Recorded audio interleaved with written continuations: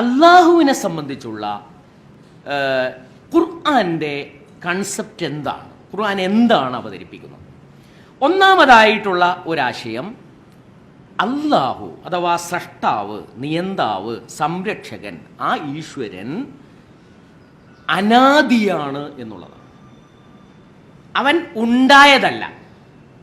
ഒരു പ്രത്യേക ഘട്ടത്തിൽ ഒരു 10,000 കോടി വർഷങ്ങൾക്ക് മുമ്പ് അല്ലെങ്കിൽ 40 ലക്ഷം കോടി വർഷങ്ങൾക്ക് മുമ്പ് ഉണ്ടായതാണ് ദൈവം എന്ന് പറയാൻ പറ്റില്ല. ഉണ്ടായതല്ല, അവൻ മുമ്പേ ഉള്ളവനാണ്, അനാദിയാണ്.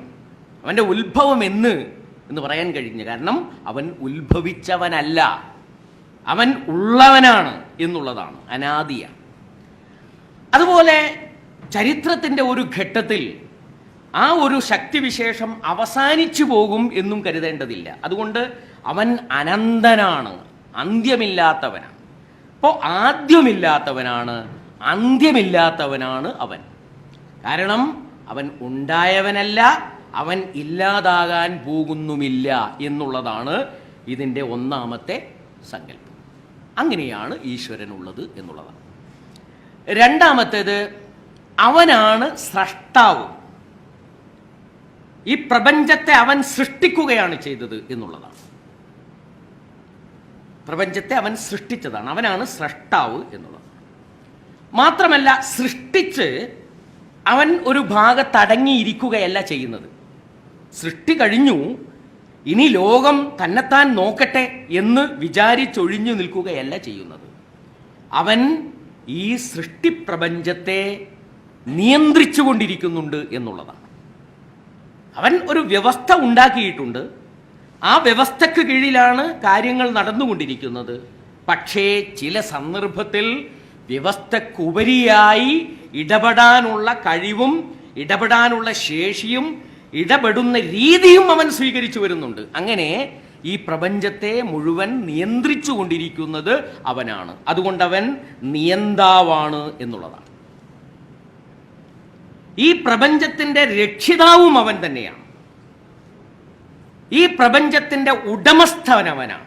അവനല്ലാതെ വേറെ ഒരാൾക്കും ഈ പ്രപഞ്ചത്തിൻ്റെ മേൽ ഉടമസ്ഥതയില്ല. മാത്രമല്ല, അവൻ സർവജ്ഞനാണ്. ആ ശക്തിവിശേഷം, ആ സ്രഷ്ടാവ്, ആ സംരക്ഷകൻ, ആ ഈശ്വരൻ സർവജ്ഞനാണ്, എല്ലാം അറിയുന്നവനാണ്. നമുക്ക് ദൃശ്യം അദൃശ്യം എന്നിങ്ങനെ വേർതിരിവുണ്ട് എന്ന് ഞാൻ പറഞ്ഞു. പക്ഷേ അദൃശ്യലോകവും അവൻ്റെ മുമ്പിൽ ദൃശ്യമാണ്. ഭൂതകാലം ഇപ്പോൾ നമ്മുടെ മുമ്പിലില്ല. കേട്ടറിവ് മാത്രമേ ഭൂതകാലത്തെക്കുറിച്ച് നമുക്കുള്ളൂ. ഭാവി നമ്മുടെ മുമ്പിൽ ഇപ്പോഴും വന്നു കഴിഞ്ഞിട്ടില്ല. നാം വർത്തമാനം മാത്രം കണ്ടുകൊണ്ടിരിക്കുന്നവരാണ്. പക്ഷേ സ്രഷ്ടാവിൻ്റെ മുമ്പിൽ ഭാവിയെന്നോ വർത്തമാനമെന്നോ ഭൂതമെന്നോ വ്യത്യാസമില്ല. അവൻ്റെ മുമ്പിൽ എല്ലാം വർത്തമാനം തന്നെയാണ്, വർത്തമാനകാലം തന്നെയാണ്. വർത്തമാനകാലത്ത് നാം ഈ കാണുന്നതൊക്കെ നമ്മുടെ മുമ്പിൽ എത്ര ക്ലിയറായി നിൽക്കുന്നുവോ അതിനേക്കാളപ്പുറം സൂക്ഷ്മമായി ഭൂതവും ഭാവിയും വർത്തമാനവും അവൻ്റെ മുമ്പിൽ തുറന്നുകിടപ്പാണ് എന്നുള്ളതാണ് ഖുർആൻ സ്രഷ്ടാവായ ഈശ്വരനെ സംബന്ധിച്ച് നൽകുന്ന മറ്റൊരു വിശേഷം. അതോടൊപ്പം അവൻ യുക്തിസമ്പൂർണനാണ്, അവൻ യുക്തിജ്ഞനാണ്. എന്ത് കാര്യങ്ങൾ അവൻ ചെയ്യുന്നുണ്ടെങ്കിലും ഒരു യുക്തിയുടെ അടിസ്ഥാനത്തിലേ ചെയ്യും. ചിലപ്പോൾ ആ യുക്തി നമുക്ക് ബോധ്യപ്പെട്ടെന്നിരിക്കും, ചിലപ്പോൾ യുക്തി നമുക്ക് ബോധ്യപ്പെട്ടില്ല എന്നിരിക്കും. നമുക്ക് ബോധ്യപ്പെടാതിരിക്കുന്നതിനുള്ള കാരണം നമ്മൾ അല്പജ്ഞരായതുകൊണ്ടാണ്. സ്രഷ്ടാവ് സർവജ്ഞനും നമ്മൾ അല്പജ്ഞനുമായതുകൊണ്ട് നമുക്ക് ചിലപ്പോൾ സ്രഷ്ടാവിൻ്റെ ചില യുക്തി മനസ്സിലായിക്കൊള്ളണം എന്നില്ല എന്നുള്ളതാണ്. യുക്തിമാനാണ് പടച്ചവൻ. മാത്രമല്ല, അചയ്യനാണവൻ. അവനെ ജയിക്കാൻ അവൻ്റെ സൃഷ്ടികളിൽ ഒരാൾക്കും സാധ്യമല്ല. സൃഷ്ടികൾ മുഴുവൻ ശ്രമിച്ചാലും അചയ്യനായ ആ ശക്തിവിശേഷത്തെ ജയിക്കാൻ സാധ്യമല്ല എന്നുള്ളതാണ്. മാത്രമല്ല, അവൻ നീതിമാനാണ്. നീതിമാൻ, അൽ ആദിൽ എന്ന് പറയും, നീതിമാനാണ്.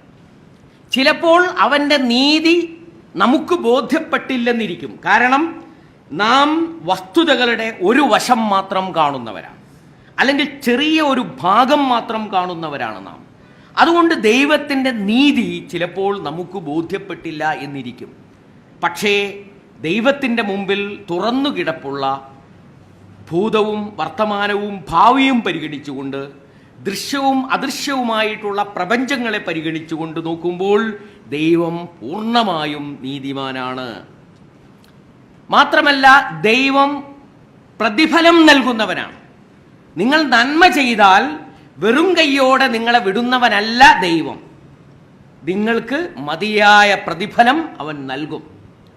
മാത്രമല്ല, മനുഷ്യനോട് അക്രമം കാണിക്കുകയും അനീതി ചെയ്യുകയാണെങ്കിൽ അതും വെറുതെ വിടാൻ വിചാരിക്കുന്നവനല്ല പടച്ചവൻ. മറിച്ച് അതിന് ശിക്ഷ നൽകുവാനും ദൈവത്തിന് കഴിയും. ദൈവം അതിന് തീരുമാനിച്ചിട്ടുണ്ട് എന്നും ഖുർആൻ നമ്മെ അറിയിക്കുന്നുണ്ട്. ഇതിനൊക്കെ പുറമെ ദൈവം ആരാധിക്കപ്പെടേണ്ടവനാണ്. ആരാധനകൾ പല രൂപത്തിലും നടന്നുകൊണ്ടിരിക്കുന്നുണ്ട്. എന്നാൽ യഥാർത്ഥത്തിൽ ആരാധിക്കപ്പെടേണ്ടവൻ, സത്യത്തിൽ ആരാധിക്കപ്പെടേണ്ടവൻ ഈശ്വരനാണ്, ദൈവമാണ്, അല്ലാഹുവാണ് എന്ന് ഖുർആൻ അവതരിപ്പിക്കുന്നു. നേരത്തെ ഞാൻ പറഞ്ഞതുപോലെ ഈശ്വരൻ അവൻ്റെ സത്തയിൽ, അവൻ്റെ ഗുണങ്ങളിൽ, അവൻ്റെ അവകാശങ്ങളിൽ ഏകനാണ് എന്നുള്ളതും ഇസ്ലാമിൻ്റെ അടിസ്ഥാന വിശ്വാസത്തിൽപ്പെട്ടതാണ്.